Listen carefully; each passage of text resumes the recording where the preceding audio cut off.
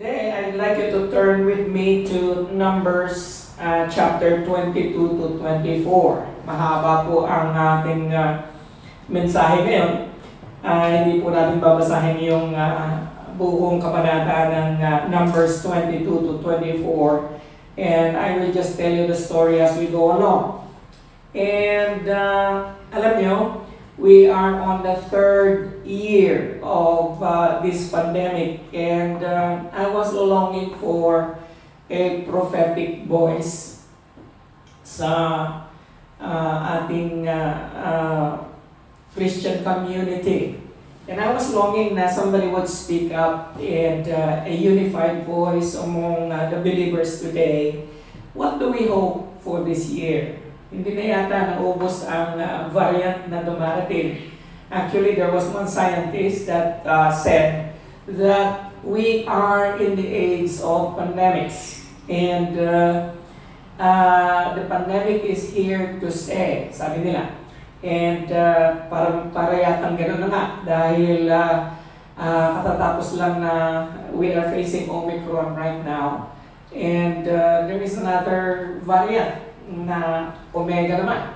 And wow, akalain nyo yun, pangatlong taon na tayong hindi ko sukat akalain at na in my lifetime I'm going to experience something like this. And yet, the Word of God has something to say with our situation. And so, in my longing for a prophetic voice, I went to the Old Testament, and the Lord led me to Numbers 22 to 24, chapters 22 to 24. The title of our message today is Oracles for Such a Time Like This. Now, ano pong ibig sabihin ng oracle? Alam nyo, sa Bible College, ang technical definition ng oracle are words that comes from the mouth of God. Na yung mga salita na nanggagaling sa bunganga ng Diyos, yun ang oracles of God. And it is something that is akin to prophecy, because a true prophet will not speak of his own. Okay? Ang tunay na propeta, hindi siya magsasalita ng saga ng kanyang sarili lamang. Siya ay magsasalita ayon sa mga salita na ilalagay ng Panginoon sa kanyang bunganga. At pag yun ay kanya ng binigkas, yun ay tinatawag na oracles of God. In a more technical definition, ganito po ang sinabi. And that it is another term used of the Bible, especially of the Old Testament scripture, is logion, a diminutive form of logos, another meaning of logos. An oracle is a divine response or utterance. It is used of scripture in Romans chapter 3 verse 2, Acts 7:32, where it is translated as oracles. And so, in another translation, in the New Testament, pag nakita mo yung word na scripture, instead na using the word scripture, they are going to use oracle. In 7:38 of Acts, the Old Testament law received on Mount Sinai, especially the Ten Commandments, is referred to as the living oracles.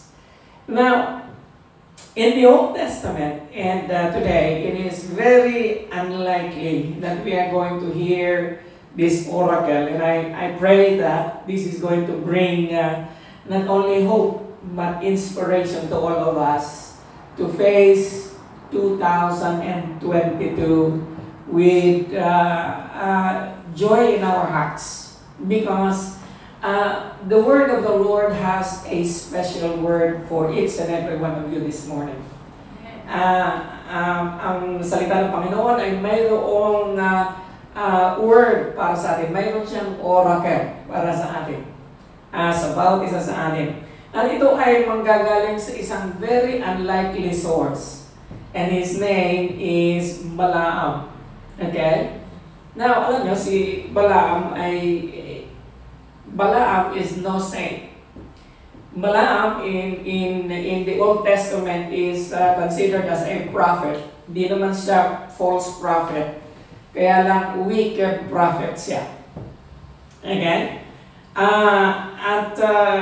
If we are going to make a profile of Balaam, ito po ang sinabi sa kanya, patungkol sa kanya.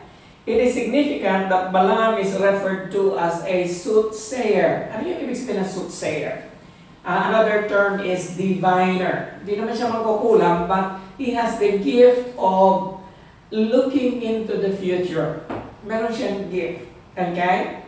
Now, referred to as a soothsayer or a diviner, somewhat on the order of Simon Magus of the New Testament. If you still remember Simon Magus, he was a sorcerer that was rebuked by Paul in the book of Acts. Now, Balaam is the son of Beor, na ang ama niya ay soothsayer din. Ibig sabihin, they can divine. They can, very much like people of today using a crystal ball. And they can see the future. And meron siyang reputation. Kanya lang, dapat sinabi dito sa pangalawa, isa siya sa pinatay ng mga Israelita with the sword, and I will tell you later why he was killed by Israel. Now, although Balaam acknowledged Jehovah and professed his dependence on Him, ina-acknowledge naman ni Balaam si Lord. In fact, sabi niya, I am not going to speak anything unless the Lord put His words into my mouth. And yun ang kanyang promise kay Balak na hinire siya ni Balak si Balak ay isang hari ng Moab. Natakot siya sa Israel because during this time, ang Israel ay papalapit na sa promised land. And the Israelites have just defeated the Amorites and they were encamped in a place, and ang susunod na bayan na dadaanan nila ay ang bayan ng Moab. And the king of Moab was afraid. Takot itong hari nitong si Balak na sa Israel. And so, sabi niya, I must do something, okay? Kailangan gumawa ko ng isang paraan. At may reputation ito si Balaam kasi napakalayo ng lugar niya. He is in Aram, in some 400 miles away. And yet, kilala siya ni Haring Balak as a soothsayer. At ang reputation niya ay, blessed is the person whom you are going to bless, and cursed is the person whom you are going to curse. Kilala siya sa ganung reputation na ang lahat ng sinusumpa niya ay naisusumpa, at ang lahat ng binibless niya ay nabibless. And so, sabi ni Haring Balak, ihahay ko itong si Balaam para sumpain ng Israel. Okay, i-curse ang Israel. And so sinabi dito, obviously, Balaam had previously accepted money for his prophetic services. Marami tayo niyan ngayon. Dial a prophecy. If you are aware, sa internet ngayon, mag-dial ka lang ng number na of course, kailangan mo mag-deposito ng kaunting pera, in US dollars, and may sasagot sa iyo and magbibigay sa iyo ng prophecy patungkol sa iyong buhay, sa iyong hinaharap. Huwag po kayong magpapaloko, ibulaang at bilaang mga prophet ito. You understand? And so, si Balaam, although he acknowledged Jehovah and professed his dependence on Him, Balaam was willing to go against the Lord's counsel and accompany the men of Balak. Sinundo siya ng mga prinsipe ni Haring Balak para dalhin siya doon sa lugar. At dadalhin siya sa pinakamataas na lugar at susumpain niya Israel para maging security ng Moab. And for this, he was willing. And if you are a reader of the scripture, there is something that you know about Balak. Sumakay siya sa isang donkey at yung donkey yun ay nagsalita. If you still remember and if you still have heard, most of the preaching about Balaam is about his donkey talking. And yet that is not hindi yun ang central issue or hindi yun ang pinaka-core ng mensahe patungkol kay Balaam. And so, yung kanyang donkey ay nagsalita because an angel of the Lord was blocking the way. Okay? Mabuti pa yung donkey, nakita niya yung angel. Si Balaam na propeta, hindi niya nakita yung angel. And nung binuksan ng Panginoon mata ni Balaam, nakita niya yung angel at narinig niya yung protest ng kanyang donkey at sinabi na, I've been serving you all these years. Bakit mo ako pinagmamalupitan? Okay?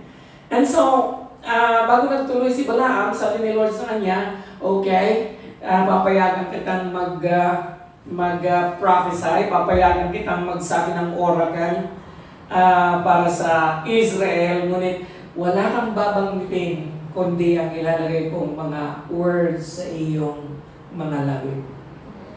Now, sinabi ko na kanina na Balaam has no good reputation. And in fact, I don't know why Balaam has been mentioned 3 times in the New Testament. Of all the prophets, Balaam has a special place in the New Testament, although it is a negative commentary about him. Ito ang sinabi ni Apostol Pedro patungkol sa kanya. Pagka pinag-uusapan ay masasamang tao, papasok si Balaam. Sabi ni Peter, which have forsaken the right way and are gone astray, following the way of Balaam, the son of Bozor, who loved the wages of righteousness. So, ito yung kanyang reputation in the New Testament. Si Jude naman, woe to them, woe to the false teachers. For they have gone in the way of Cain, sa pamamaraan ni Cain, and run greedily after the error of Balaam again. Okay? Ang pagkakamali ni Balaam, forewarned and perished in the gainsaying of Kore, and that is Korah, the one who rebelled against Moses.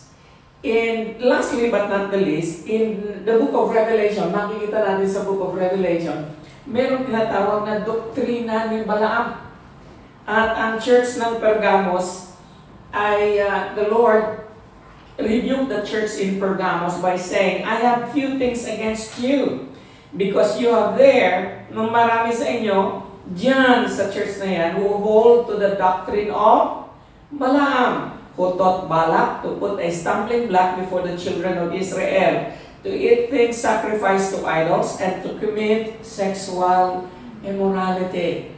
And mamaya ipapaliwanag ko sa inyo kung bakit sinabi ito ni John, ng writer ng Revelation. And so from this, paano natin kukunan ng magandang pagpapala itong buhay or ni Balaam kung ganito ang reputation niya? I want you to understand that in the past, si Lord pwede niyang gamitin kahit sino man upang pagpalain ang Israel. Amen. Ginamit niya si Pharaoh, okay? Ginamit niya si Cyrus the Great, okay? Para palayain ang Israel, para pabalikin sa kanilang bayan. And tinawag niya si Cyrus na the Anointed One. And so the Lord can use even nais kong dalhin ito sa ating panahon ngayon na the Lord can use all the negative situations in our life. Ang Panginoon kaya niyang gamitin kahit pa itong COVID na ito upang bawat isa sa atin ay pagpalain. Amen. Naniniwala ba kayo doon? Amen. Na all things work together for good to them that love God. Isa lang ang requirement. Kailangan na mahal mo ang Diyos. Kailangan na mayroon kang personal na relationship sa Kanya. Kapatid, in whatever circumstances in life, in whatever situation, in whatever time there is, in whatever circumstance there is, if you love the Lord, all things will work together for good for you. Amen. And so today, may 4 na bagay. There are 4 oracles. Ito na nga si Balaam, dinala siya ni Balak sa napakataas ng mountain. And while they were there at the mountain, they were looking towards the camp of Israel. And sabi ni Balak sa kanya, okay, pagka naisumpa mo ang Israel, I am going to give you this sum of gold. Nakaready na yung reward niya. Sabi niya, I'm going to reward you and I am going to exalt you. Okay? Ang sabi ni Balaam sa kanya, I cannot just speak without giving the Lord a sacrifice. And so, nagsakripisyo sila ng 7 baka at 7 kambing. Pinatay nila yon, gumawa sila ng altar, and sinunog nila yon in the presence of God. And here comes the first oracle. Okay? Alam nyo, ang isang propeta, pagka kinakasihan ng Diyos, saka lamang siya magsasalita. Amen? And so, ano yung 4 na oracles? Balaam made 4 oracles. Okay? 4 na salita ng Diyos para sa ating panahon ngayon. And I'd like to encourage you this morning that this word is for you today. Okay? That today, according to the word of Balaam in the Old Testament, kahit na siya ay masama ang kanyang reputation, ngunit katulad ng ating panahon ngayon, ang sama ng panahon ngayon, okay? Ang daming namamatay, ang daming matigas ang ulo, okay? Ang daming hindi tinatablan ng kahit na anong rumaragasan ng Omicron. Okay, nabalitaan niyo ba yung bagong dating galing sa Amerika? Tapos lumabas sa kanyang hotel quarantine at nagpunta sa isang party at napakaraming nahawahan ng dahil sa kanya. Napakasama na ng panahon ngayon. Okay? And so, unang-una sa lahat, ito ang unang blessing ng isang Kristiyano. Katulad ng panahon ng Israel ng unang panahon at sa ating panahon ngayon. Again, it doesn't really matter the circumstances that you are in right now, because the first oracle of God for you this morning is this, that evil schemes against you are going to be restrained. Amen? Ipigilan ng Panginoon ang lahat ng evil scheme ng kaaway para sa iyo. Okay? Nung nagbukas na ang bibig ni Balaam, ganito ang kanyang sabi, "From Aram, Balak has brought me." Sinundo ako ni Balak sa Aram, kasi taga-roon siya. Now the king of Moab from the eastern mountains, "Come, curse Jacob for me, and come, denounce Israel." And so, ano sabi niya? "How can I curse whom God has not cursed?" Paano ko susumpain ang mga tao na hindi isinumpa ng Panginoon? How can I denounce whom the Lord has not denounced? My friends, nais ko sabihin sa iyo ngayong umaga nito that the Lord is not in the business of cursing. Okay? Yes. There is a passage in the Bible in Deuteronomy na tinatawag na blessing and cursing. Now, cursing is for those who disobey. But God Himself does not curse anyone. Okay? And here, I want you to understand that every blood-washed believer of the Lord Jesus Christ is not cursed. They are blessed. And so, ang sabi dito, how can I curse whom God has not cursed? Paano ko susumpayin ng isang tao na hindi sinumpa ng Diyos? Paano ko i-denounce? Hindi ko alam sa Tagalog yun. Whom the Lord has not denounced. In Galatians chapter 3 verse 13, sabi po diyan, Christ redeemed us from the curse of the law. Si Lord taga-redeem sa atin sa sumpa. Iniligtas tayo ng Panginoon sa sumpa. Hindi tayo ibinubuyo sa sumpa. Okay? And He Himself has become a curse for us. For it is written, "Cursed is everyone who is hung on a pole." You see, curse might be ang curse ay isang consequence minsan ng mga kasalanan, and there is no doubt about it. Nakikita natin na ang Panginoon is not only a God of love, He is also a God of justice. Nakikita natin that before Israel came up to this point, napakarami sa kanila ang nangamatay sa wilderness because of disobedience and because of rebellion.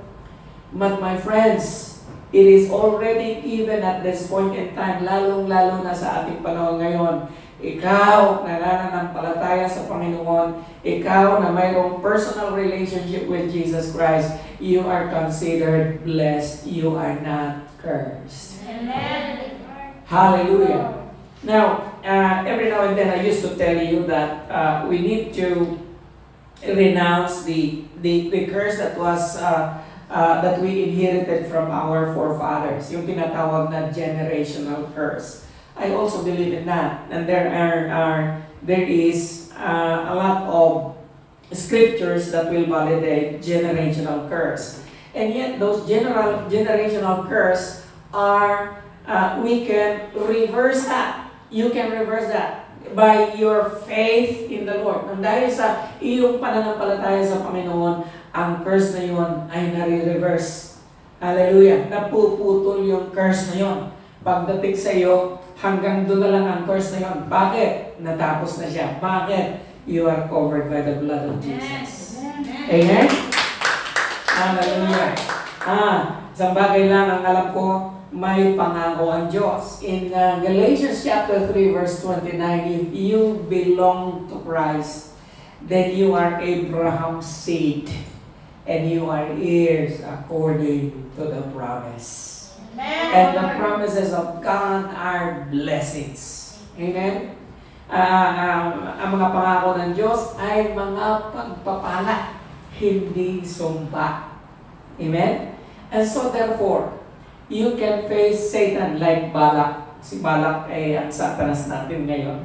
Sabihin mo sa kanya ang katulad nito, Satan, everybody knows you cannot curse what God has blessed. Amen? Hindi mo pwedeng sumpain ang pinagpala ng Diyos. How many of you here would say, I belong to Christ? I belong to Christ. Then you are Abraham's seed. Amen. And ikaw ay tagapagmana according to the promise. Ayon sa pangako ng Diyos. Hallelujah. And so, nung matapos niya sabihin yun, galit si Balak. Siyempre, nandun siya. Ang dami nila. Kasama niya yung mga prinsipe ng Moab. Andun si Balak. Siguro andun pa rin ang asawa niya. Katatapos lang nilang mag-alay ng 7 baka at 7 kambing. It cost him not much. Okay? Sabi niya, what have you done? I told you to curse Israel and now you have blessed them. Sabi niya, well, what can I say? Did I not tell you? Sabi ni Balaam, I could not say anything without God putting the words in my mouth. Amen? Amen. Wow! And that brings us to the second. So sabi ni Balak sa kanya, I will give you another chance. Humirit pa. Okay? Bigyan kita ng pangalawang chance. Sabi ni Balaam sa kanya, okay, then kailangan mag-alay ulit tayo. Dinala siya sa panibagong lugar. Sabi niya, baka hindi maganda ang view dito. Dadalhin kita sa mas magandang view. Okay? Dapat nandun si Hong Kong Pinay hiker. Okay? Dahil bundok ito bundok ito. Dinala siya sa kabilang panig ng bundok at mas mataas. At kita niya ay, sabi niya, huwag kong ipakita sa iyo ang buong kampo ng Israel. So nasilip lang niya yung 1/4 ng camp ng Israel. And sabi niya, baka nagbago yung vision mo nung makita mo yung kalawakan ng karamihan ng panig ng Israel. So he just showed him 1/4 of the camp of Israel. And so, nag-alay na naman sila ng 7 baka. Wow, that is a very costly cursing. Okay? Nag-alay sila ng 7 baka, 7 kambing ulit. Okay? Sabi niya, and Balaam was given a chance to say a curse again. And so here is what he said. Number 2. This is the word of the Lord for you in this season. Alam ko maraming nahihirapan. I feel for our 2 sisters na yung isa nasa quarantine and suddenly na laman na lang niya na pumanaw na yung kanyang nanay. And mga Nicholas family, hindi na yata na nawalan ng trahedya. Sunod-sunod laging may namamatay sa kanila. Ngayon naman ang tatay ni Isa. Kapatid ni Pastora Christy at saka ni Adela. And so, mga kapatid, there are a lot of things in life that can happen beyond our control. Yes. Napakaraming bagay na ngayon. Ang Israel, napakarami nilang sinusong. Nasa disyerto sila. Amen? Marami sa kanila mareklamo. Yung mga mareklamo na iwanan doon sa buhangin. Huwag kang mareklamo dahil. Okay? Sama ka lang. Tiyaga lang. Okay? Tiyaga ka lang because what? You know what? You know why? Because evil designs are going to be reversed. Amen? Israel is in the wilderness and they are suffering because of their previous sins. Hindi sila dapat nagtitiis. Dapat narating na nila yung promised land in a few weeks of walk. Inabot sila ng 40 years, di ba? Nagkawala-wala yata sila doon. Nagpaikot-ikot yata sila doon. Hindi natin alam. How do you move people, 1 million people in the wilderness? It is quite a challenge. And you should appreciate Moses at tiyaga niya. Okay? 1 million ang nililid niya sa wilderness. And they were there for 40 years. Can you imagine? The heat of the sun, and yet the Lord did not, in spite of their rebellion, in spite of their disobedience, the Lord, because of His covenant with Abraham, and this is something that we can appreciate with God, because God is a God of covenant. He promised Abraham that his seed is going to be as numerous as the stars in the sky, and as numerous as the sand on the seashore. And He is going to preserve Israel, come what may. And let me tell you this, He's going to preserve you as well, come what may. Amen. Hallelujah. You and I are going through difficult times today. And me being the pastor of the church, nakaka-discourage minsan itong panahon na katulad nito. Alam niyo ba na kung kailan napakaraming mga bisita tayo dapat ngayong araw na ito? Yes. Simula kahapon. I tell you, kahapon may dumating dito na guest galing sa tatlo yata yung guest. Wala namang service kahapon. Sabi ko, bakit kung kailan walang service, saka kayo dumarating? Hallelujah. And today, siguro marami nangako na galing sa ating quarantine ministry na ngayon sila lalabas. And kanina lang umaga, 2 ang nagtatanong sa akin, Pastor, saan ang location nyo? Sabi ko, nandito ang location namin, kanya lang walang service ngayon. Sabi niya, hallelujah. And so my friends, nandiyan na yung frustration natin. Nandiyan na yung boredom. And here is Sister Leonor wanting to come home and he cannot come home. Okay? Nung nandito siya, gustong-gusto niya pumunta sa Pilipinas. Nung nasa Pilipinas na siya, after 1 month, gustong-gusto na niya bumalik. Okay? Hindi naman makabalik. And so, we are in through a lot of frustrations, but this is nothing in compared to what Israel has gone through. Okay? Now look what, ito yung pangalawang oracle ni Balaam. Sabi ni Balaam, "Behold, I received a command to bless." Wow! Can you imagine that? Here is a prophet, okay? And in spite of his wickedness, he was given a command to bless. He has blessed and I cannot revoke it. Di ko siya marirevoke. Okay? He has not beheld misfortune in Jacob. Wala siyang nakikita ng misfortune kay Jacob. Nor has he seen trouble in Israel. Now, I want you to note these words. There is no misfortune in Jacob, no trouble in Israel. The Lord their God is with them. Amen. Ang Diyos na ang Panginoon na kanilang Diyos ay kasama nila. And the shout of the king is among them. God, bring them out of Egypt, and is for them like the horns of the wild ox.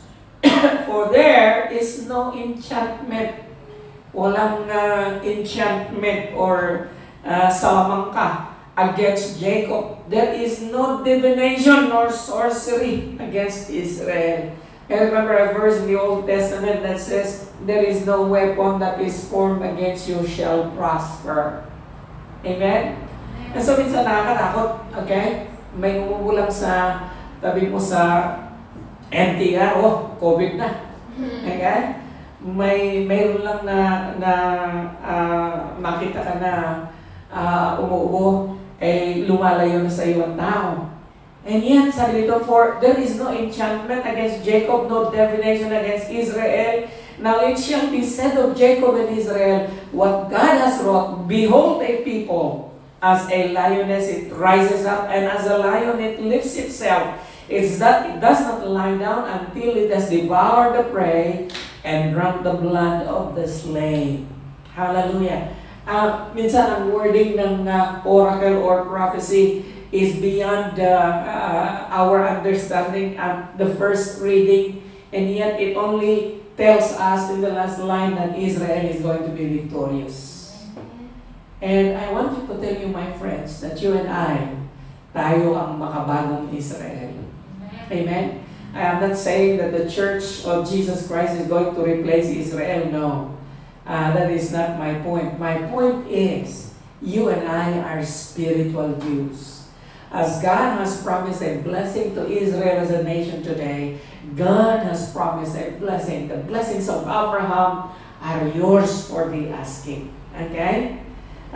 Gusto ko ang sinabi ng Panginoon pagdating sa Deuteronomy. Now this is Numbers. Pagdating sa Deuteronomy, namamangalan si Moses sa Israel.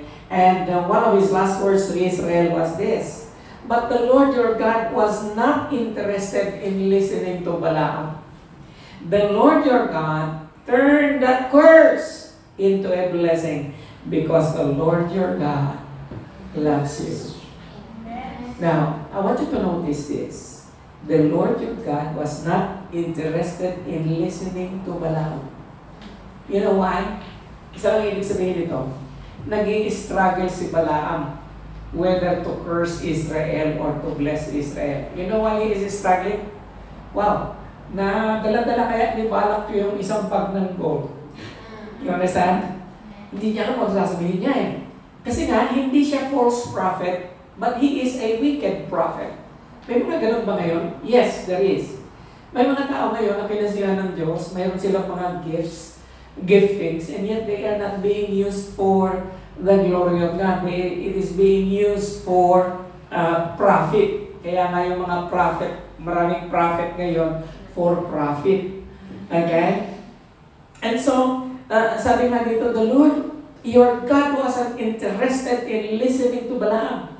Dapat sana ang sinabi ni Moses sa ating understanding, hindi nakinig si Lord kay Balak. Si Balak ang may intention eh. Pero bakit si Balaam ang sinabi niya? Isa lang ibig sabihin ito. Nagtatalo ang damdamin, nagtatalo ang isipan ni Balaam kung susumpain ba niya or i-bless ng Israel. Amen? Wow! But God turned that curse into a blessing because the Lord your God loves you. Now, I want you to understand, it is already right. It is gas-gas na sabihin natin that the Lord loves you. And yet, we can say this 1,000 times, and yet it is true.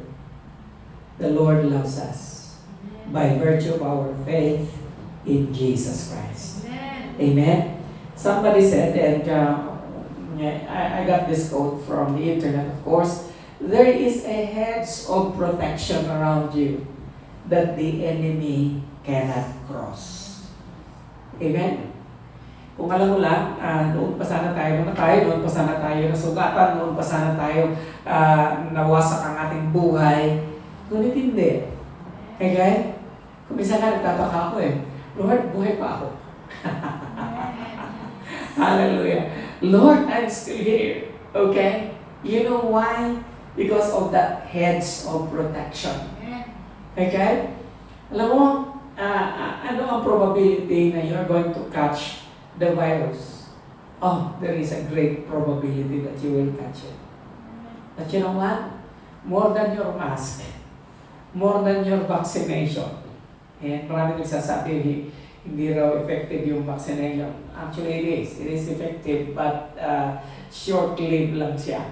Kasi nga, the vaccine that were given us was hastily prepared. Isang vaccine, in order to be potent enough, should be studied for at least more than 2-3 years. This was cooked in the laboratory for 6 months to 1 year only and given to us. And yet, the vaccine has helped a lot na hindi nagkaroon ng outbreak beyond our control. My friends, kung hindi ka pa vaccinated, pa-vaccine ka. But more than the vaccination, more than the mask, more than the sanitizer, there is a hedge of protection around you that the enemy cannot cross. Maliban na lang, okay? Isasabihin mo sa akin, Pastor, bakit namatay yung aking bakit namatay si Maliban na lang kung i-allow ng Panginoon. Amen? I know of a lot of persons that died, even pastors that died because of COVID-19. Hindi natin alam, but ibig kong sabihin, ang buhay natin nasa kamay ng Diyos. Yes. And given na ito, na meron tayong hedge, may bakod ka, kapatid, na hindi pwede i-cross ng enemy na walang pahintulot ang Panginoon. And what is meant for your harm, God said, He is going to use what the enemy has prepared for you to your advantage. Alam niyo, napakaraming kwento ng reversal sa salita ng Panginoon. Okay? Tingnan niyo na lang itong aklat ni Esther. Okay? Si Mordecai, ang pinsan ni Esther, at saka yung si Haman is plotting evil against the whole Israeli race, Jewish race. He wants to annihilate the whole Jewish race. And yet the Lord reversed it. Amen? Ni-reverse ng Panginoon such that until today they are still keeping that Rosh Hashanah festival, the festival of lights, because of what God did. Napaka-glorious, napaka-wonderful ng ginawa ng Panginoon na reverse ang lahat. Amen? Hallelujah. Ganun din ang gagawin ng Panginoon sa iyo, kapatid. Minsan, nakikita natin, Lord, may chance pa ba kaya ako? Ganito na lang ba ako hanggang. Okay? Mga kapatid, God has a timetable for your reversal. Alam nyo, lagi sa buhay ng isang tao, ang nagpapatagal ng blessing, nauudlot ang blessing ng Panginoon. Bakit? Dahil sa kasalanan. Israel could have been blessed even before the crossing of the Red Sea. Even during the time they have been blessed in Egypt actually. Okay? They were preserved there. Kanya lang, there came a king. Hindi natin alam kung bakit inalaw ng Panginoon na they were being mistreated. And yet the Lord already told Abraham 400 years before it happened that the people of Israel are going to be mistreated in Egypt. Alam ng Panginoon. God knows the timetable of history. Hindi pa nangyayari. Alam na ng Panginoon. Alam ng Panginoon ang beginning at saka ending mo, kapatid. Amen? And so, alam nyo, these past few weeks, I always pray like this, Lord, I am going to trust you of my life. I am going to trust you of tomorrow. I am going to trust you of my health. Lord, ako'y magtitiwala sa iyo, Panginoon, patungkol sa iglesia para hindi na ako nag-worry. Okay? I will trust you with life. I will trust you with this. I will trust you with that. You can try it sometime, kapatid. Try mo. Sabihin mo sa Panginoon, Lord, ako'y magtitiwala sa iyo sa aking buhay. Pagtitiwalaan kita, Panginoon, ipagkakatiwala ko sa iyo ang aking bukas, pagkakatiwala ko sa iyo ang aking katawan, pagkakatiwala ko sa iyo, Panginoon, ang aking pamilya. And you know what? When you say that, leave it there.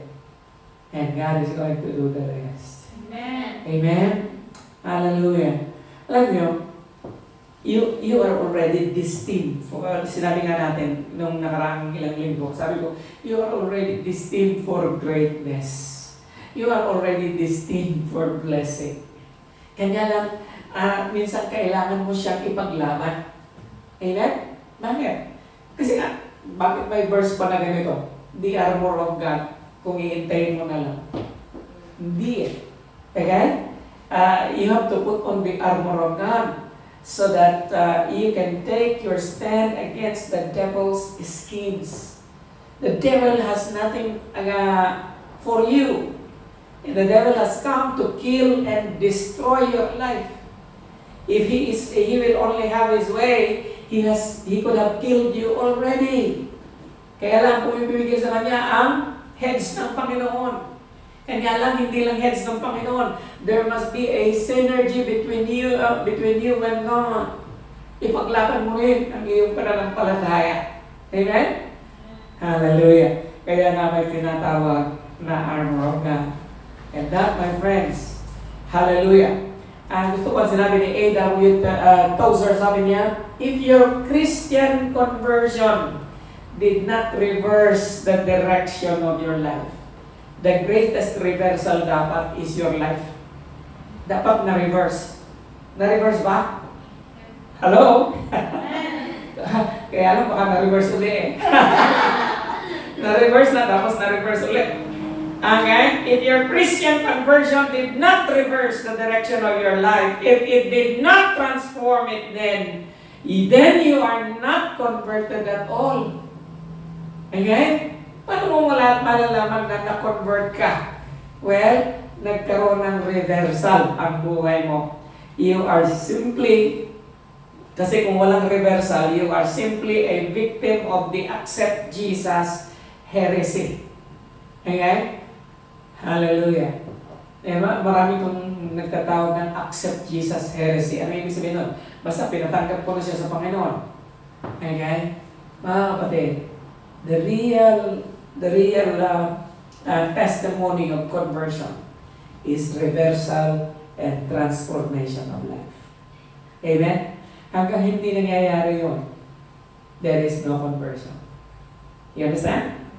Now that brings us to number 3. So by this time, si Balak is already red in the face. Okay? And he was so, sabi niya, if you are not going to curse Israel, then do not do anything at all. Because you have blessed them these 2 times already. And yet, stubborn siya. Okay? Sabi niya, bibigyan ko pa kita ng last chance mo na ito ha, last chance na. And so they have to offer 7 cows again, 7 bulls, and 7 goats. And here is the third oracle. This is the third oracle for you, my friend. Divine favor is going to be restored to you. Why? Look at anong sinabi ni Balak. When Balak opened his, and you know what? He brought him again to another mountain. Kaya dapat nandun si Hong Kong pinahayag kasi pangatlong bundok na ito. Pangatlong bundok na. And pagbukas ng bunganga, di ba laman yung sinabi niya? How lovely are your tents, O Jacob, your encampments, O Israel. Now remember, it is the Lord who placed these words in the mouth of Balaam. Ibig sabihin, the Lord regards His people. Kumisa kasi, ang version natin sa Panginoon is, the Lord is stern. Okay? Okay? O si Lord katulad ng tatay ko, very strict. O si Lord katulad ni Pastor, very offensive. I hope not. Okay? Now, tingnan niyo ang sinabi ng Panginoon through Balaam. How lovely are your tents, O Jacob. Your encampments, O Israel, like palm groves that stretch afar, like gardens beside a river. Now remember, they are in a desert. There is no river there. But the Lord already foresees the land of Canaan. Okay? Remember, there are no palm groves in the desert. But the Lord sees already that Israel is going to dwell in a place that is flowing with milk and honey. Like cedar trees beside the waters, water shall flow from his buckets, and his seat shall be in many waters. His king shall be higher than Agag. Now remember, during this time, Israel doesn't have a king yet. And yet the Lord foresaw already that Israel is going to be a nation. Remember, you look yourself at the mirror and say, Lord, hallelujah. Kung kailan I was wishing to be like this and like that, and it seems that the face I'm looking at the mirror is not very promising. My friends, God's favor is going to be restored on you. Hallelujah. Water shall flow from the buckets and shall be in many waters. His king shall be higher than Agag, and his kingdom shall be exalted. God brings him out of Egypt, and is for him like the horns of the wild ox. He shall eat up the nations, his adversaries, and shall break their bones in pieces and pierce them through with his arrows. He crouched, he lay down like a lion, like a lioness who will rouse him up. Blessed are those. Now I like this last line. Blessed are those who bless you, and cursed are those who curse you. Amen? Kapatid? Minsan, hindi naman palagi, paminsan-minsan lang, nakikita ko pa rin na may nagpo-post sa Facebook na galit. Okay? Alam nyo, the Lord is, sabi ni Lord, vengeance is mine. Okay? Hindi ka binayaran sa utang ng kapatid mo, ay huwag mo nang ilagay sa Facebook. Hayaan mo na si Lord ang maringay. Amen? Hallelujah. Sinabi po dito ay pangako. Here is a refrain of the promise of God to Abraham again. I will bless them that bless thee, and curse him that curseth thee. And because of you, all the families of the earth will be blessed. Now, look at the intention of God for you and for me. Not only is God going to bless us, He is going to cause us to be a blessing to many. Amen. Kapatid, ikaw ay gagawin ng Panginoon na pagpapala. You are a person of influence. You are a person whom God is going to use to improve the lives of many, not only your families. If you are going to serve the Lord your God, if you are going to serve Him faithfully, if you are going to put your trust in Him, if you are going to follow His command as a nation chosen by the Lord, then the Lord is going to lift you above and cause you to become a blessing to the nations. Dapat sana, nakakalungkot. Minsan, iniisip ko na dapat ang Pilipinas dahil binansagan tayo the only Christian nation in Asia. Hindi na totoo yan ngayon. Hindi lang tayo ang Christian na nation sa Asia. In fact, almost all the nations in Asia have pockets of Christianity already. Okay? There are already millions also that is being Christianized even in Indonesia. My friends, hallelujah. Dapat ang bansa natin sana ay mayaman. Dapat ang bansa natin sana ay pinagpala. Pero bakit hindi? Because we are not living up. Hallelujah. The church is not living up. Hallelujah. To the righteousness of God. And yet, hallelujah. Yet, it cannot be denied na ang favor ng Panginoon nasa iyo at saka nasa akin. Amen. Amen? Gusto ko may sinulat ni Apostol Pablo. Sabi niya, the Apostle Paul wrote, "For we are His workmanship." Tayo raw ay workmanship ng Panginoon. Created in Christ Jesus for good works. Tayo ay nilalang kay Kristo Jesus. in our second birth. Okay? Ay para sa mga mabubuting gawa which God prepared beforehand. Kapatid, you are destined for good works. You are destined to do amazing things in your life. You are destined to become a blessing not only in your family, but beyond your family. For that we should walk in them. Na dapat daw ay ginagawa natin yung purpose kung bakit tayo ay iniligtas ng Panginoon. And this is so personal for us to discover what God has called us to become. Every believer has an important part to play in the body of Christ. Kaya nga, kapatid, hindi ka lang listener eh. Lagi kong ini-emphasize ito na pagka-listener ka lang, hindi ka disciple ni Lord. Hallelujah. You should be a doer. And you know what? It is one of the most exciting things about being a believer is watching God unveil His plan for our lives.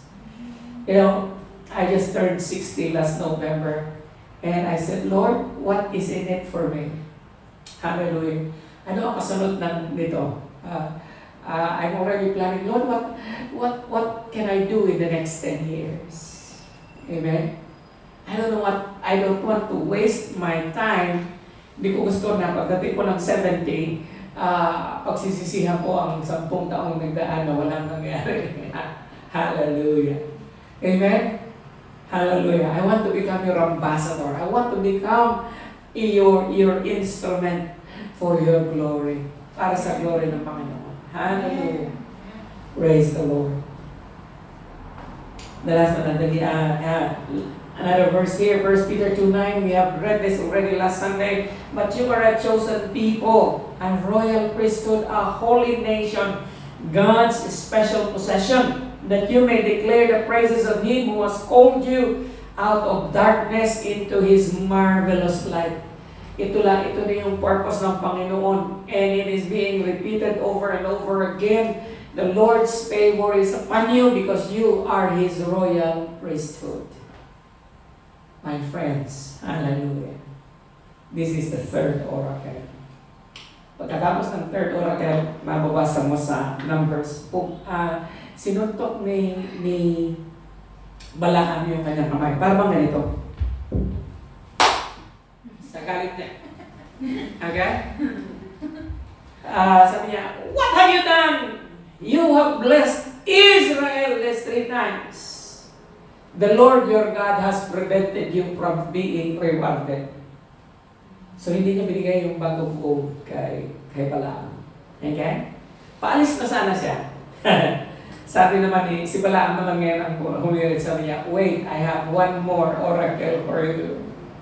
Okay? So paalis na sana siya, galit na galit siya. Sabi niya, look, you have blessed Israel these 3 times. Your God has denied you your reward. Okay? Now, the fourth oracle of Balaam is the most important one because it has something to do with the Lord Jesus Christ. Divine ruler revealed. Ang mamumuno sa iyo ay ipapahayag niya. Sa taong ito, pasakop po tayo sa Panginoon because He is our ruler. And I pray na, katulad nga sinabi ko na naraming ko, if there is anything that we need to seek this year, let us not seek for gold like Balaam. Let us not seek for honor like Balaam. Let us seek to know the Lord Jesus Christ. The Lord is going to reveal Himself to you. And so here is the fourth oracle for you. Sabi ni Balaam, I see Him. Nakikita ko siya, pero hindi ngayon. Amen? I behold Him, but not near. Nakikita ko siya, pero hindi siya malapit. And then sabi niya, a star shall come out of Jacob. Okay? Now, in one commentary, it is being said that the Magi's that went to Bethlehem also read this oracle of Balaam. That's why they said, "Where is he that is born King of the Jews? Because we saw his star in the east." Now, a star shall come out of Jacob. Mayroong isang bituin. Okay? Na manggagaling kay Jacob. A scepter. Sceptro. Alam niyo yung scepter? Yun yung hinahawakan ng hari to rule. Para siyang tungkod na gold. A scepter shall rise out of Israel. It shall crush the forehead of Moab. Can you imagine? Hindi lang reversal ang nangyari ngayon. Si Haring Balak na ang na-curse ni Balaam. Bakit? Siya ang hari ng Moab. Sabi niya, wawasakin ng scepter na ito, ng bituin ito, ang forehead, ang noo ni Moab, and break down all the sons of Sheth.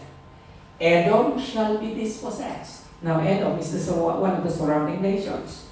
Seir also, his enemies, shall be dispossessed. Israel is doing valiantly.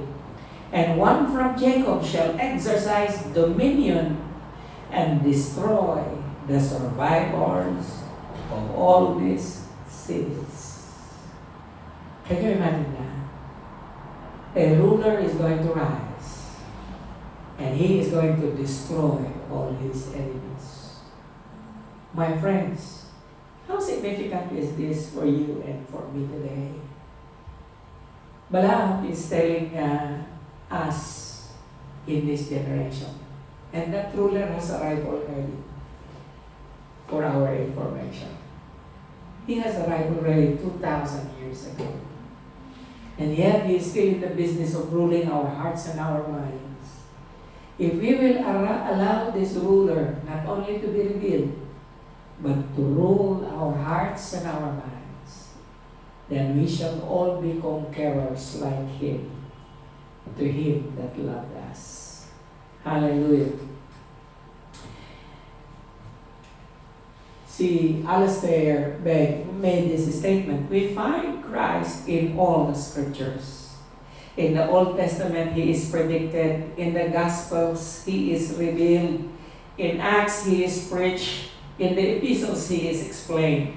And in Revelation, he is expected. I want to add one more thing. At the present, he must be experienced. Amen. Amen? I have one last verse to read to you. In all these things, let us memorize this. Let us say this. In the light of our circumstances right now, in the midst of this pandemic, in our longing to go home, gusto ko nang umuwi, hindi ako makauwi. Okay? Hallelujah. And hindi ako nag-iisa sa damdamin ito. No! In all these things, we are more than conquerors. Amen.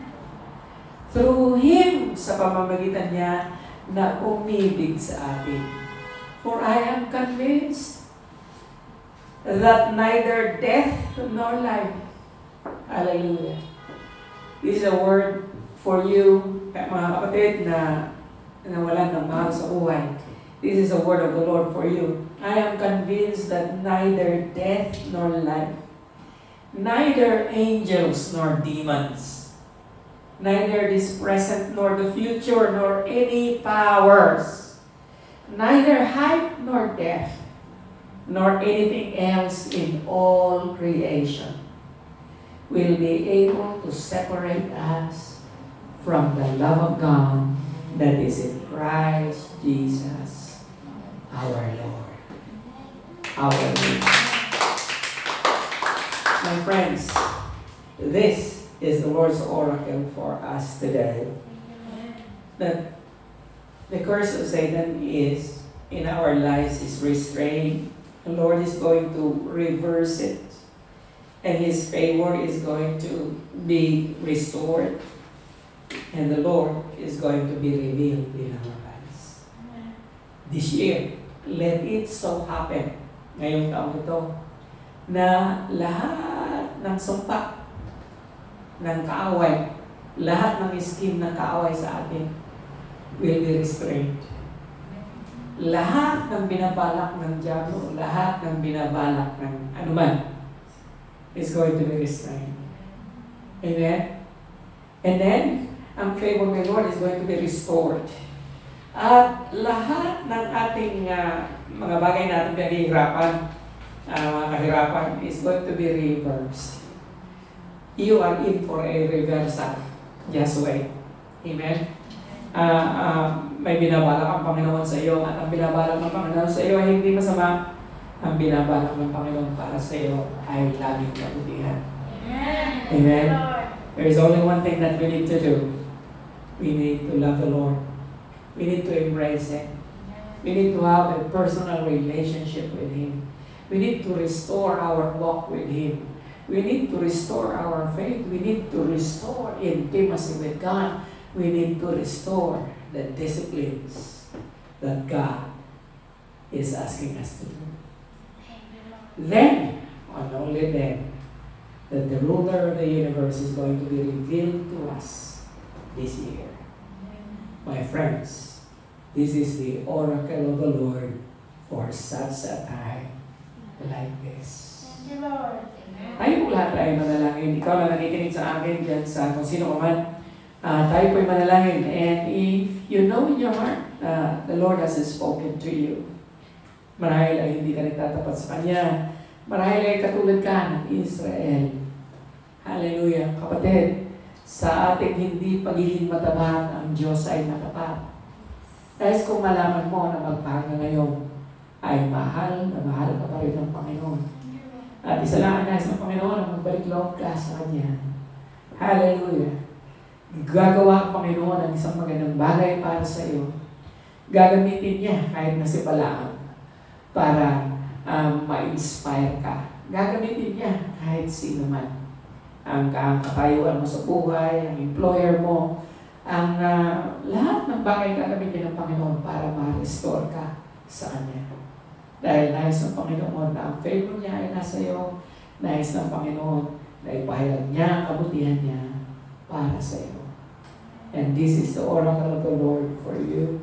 If you are ready to receive it, saan ka man naroon, nasa bahay ka man, nasa park, nasa restaurant, would you pray with me? Would you pray with me? And if it is free for you, kung maayos sa iyo na nag-iisa ka, wala kang kasama, pwede ba itaas mo ang kamay mo kung saan ka man naroon bilang pag-acknowledge sa presensya ng Panginoon na iyong nararamdaman ngayon. Tayo po'y manalangin. Lord, salamat po sa iyong pagpapahayag ng iyong kalooban sa amin. Lord, thank you for the oracles that we have heard today. Lord, your intentions for us are always good. Napakaganda ng sinabi ni Balaam. Bagamat hindi siya ideal na prophet, you used him, Lord, to bless us. Lord, He spoke 4 blessings to Israel, and we claim those 4 blessings for us. Lord, patawad po sa aming mga pagiging hindi matapat sa iyo. Gawin mo kaming matapat. Panginoon, ibalik mo kami sa iyong presensya. Katulad ng Israel, Panginoon, Lord, you are looking at us with favor. Lord, your intentions for us are always good. Ano ba ang intention ng kaaway, Panginoon? Lord, nalalaman mo na ikaw ang may kapangyarihan upang ma-restrain siya. Lord, salamat na magpahinga ngayon na hindi kami nawasak ng dahil sa iyong kagandahang loob.